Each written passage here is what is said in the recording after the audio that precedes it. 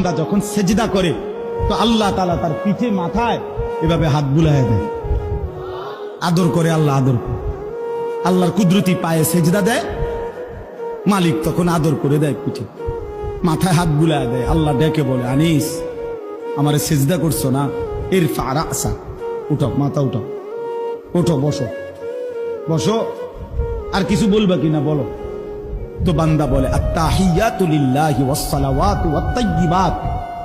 আল্লাহ বলে, আচ্ছা আমার প্রশংসা করলা, খুশি হলাম, আর কিছু? আল্লাহুম্মা সাল্লি আলা মুহাম্মদ ওয়া আলা আলি মুহাম্মদ।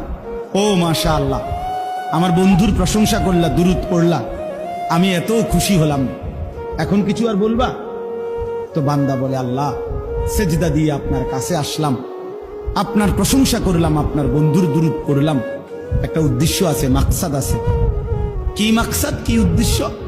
আল্লাহুম্মা ইন্নী যালামতু নাফসি যুলমান কাসীরা।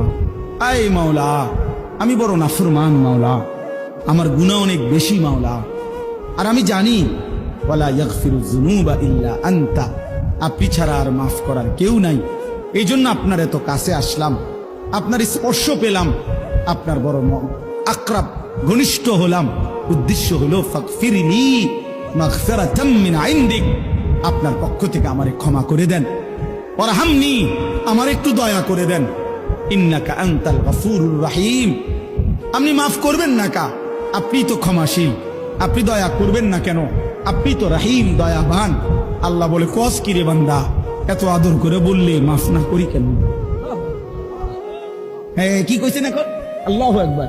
এই জন্য বান্দা যখন সালাম ফিরায় এই ডানে বামে, তখনই একবার কি করে আল্লাহু আকবার, অর্থাৎ উদ্দেশ্য হলো সে সালাম ফিরাইয়াই আল্লাহু আকবার বলে, অর্থ বলে আর মানুষের জানায়, ভাই সাহেব আল্লাহ বহুত বড় মহান, উনি আমার মাফ করে দিচ্ছেন। আল্লাহু আকবার। এই জন্য আপনারাই তো কইয়া উঠলেন আল্লাহু আকবার, নিজে নিজে। আল্লাহু আকবার।